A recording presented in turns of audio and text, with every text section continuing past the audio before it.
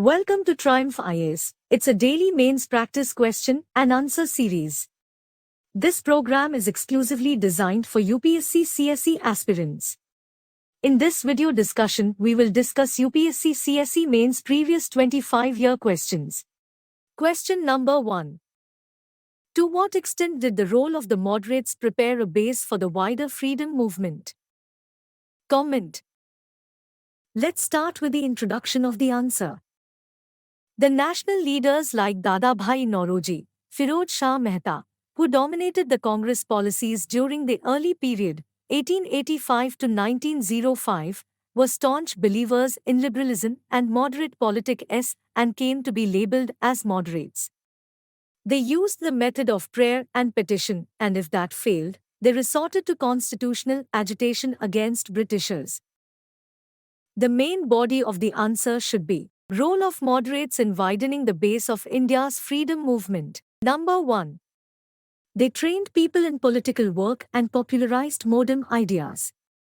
Their political work was based on hard realities and not on shallow sentiments, religion, etc. They were able to create a wide national awakening of all Indians having common interests. Number 2. The early nationalists, led by Dadabhai Nauroji, carefully analyzed the political economy of British rule in India and put forward the drain theory to explain the British exploitation of India. They exposed the exploitative character of colonial rule, thus undermining its moral foundations. Thus, the moderates were able to create an all-India public opinion that British rule in India was the major cause of India's poverty and economic backwardness. Number 3. The nationalist demand for constitutional reforms was centered around the expansion of councils and reform of councils, especially greater control over finances. The early nationalists worked with the long-term objective of democratic self-government. Number 4. The moderates could not involve wider participation, also due to their being from higher educated middle class and representative of uneducated peasants and other groups. Conclusion of the answer is: they, however, created a solid base for a more vigorous, mass-based national movement in the years that followed. Question number 1.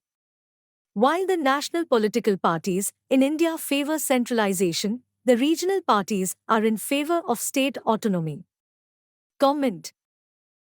Let's start with the introduction of the answer.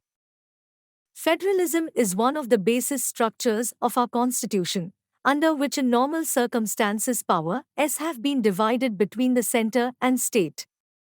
This federalism has brought political unity, but emotional unity is yet to be achieved. The main body of the answer should be: in various circumstances center is more powerful than the state, that skewed up the relationship among union and state.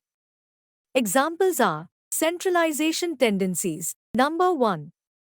States have less financial autonomy and more dependency on the center for financial assistance apart from constitutional controls. Number 2.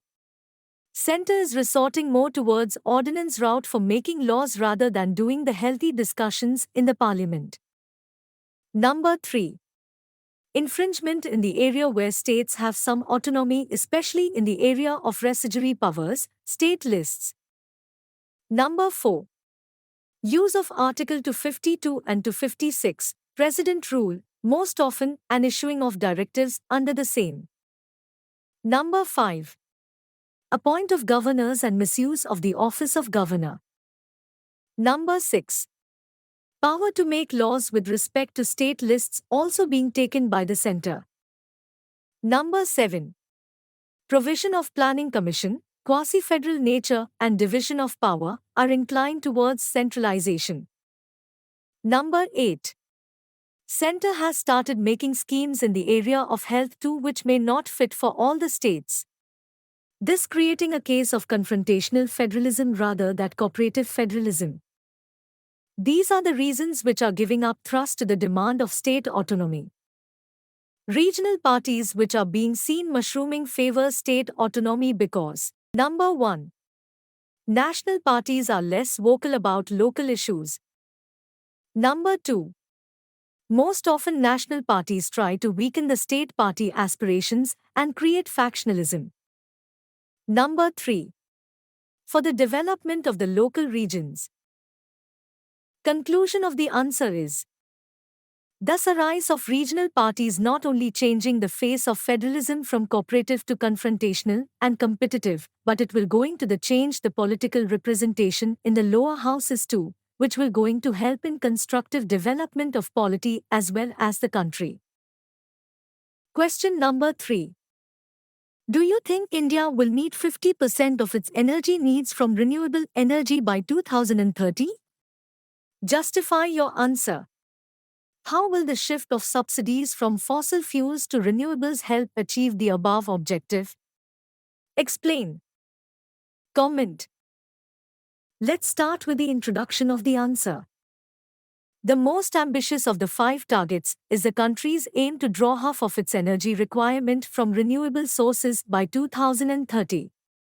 Reaching that figure would mean a large enough expansion to replace coal for electricity, as well as petroleum fuels used in transport or cooking with renewable power. Coal, oil and natural gas account for 75% of energy use now. The main body of the answer should be role of moderates in widening the base of India's freedom movement. Number 1.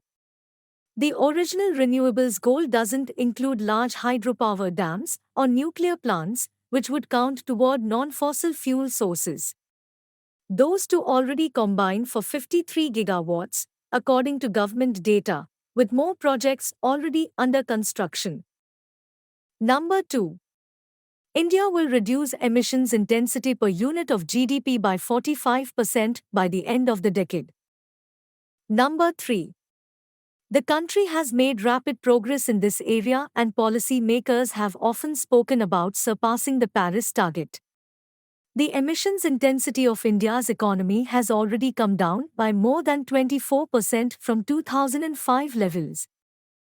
Renewable power was calculated based on cost-plus method S, adding direct material cost, direct labor cost, and product overhead cost. This does not include environmental cost and shields the ecological benefits of clean and green energy. Subsidies are adequately provided to conventional fossil fuels, sending the wrong impression that power from conventional fuels is of a higher priority than that from renewables. Unfair structure of subsidies. Number 1. There is no adequate supply of land for wind, solar, and solar thermal power plants, which lead to poor capacity addition in many states. Conclusion of the answer is the renewable sector suffers notable obstacles. Some of them are inherent in every renewable technology, others are the outcome of a skewed regulative structure and marketplace.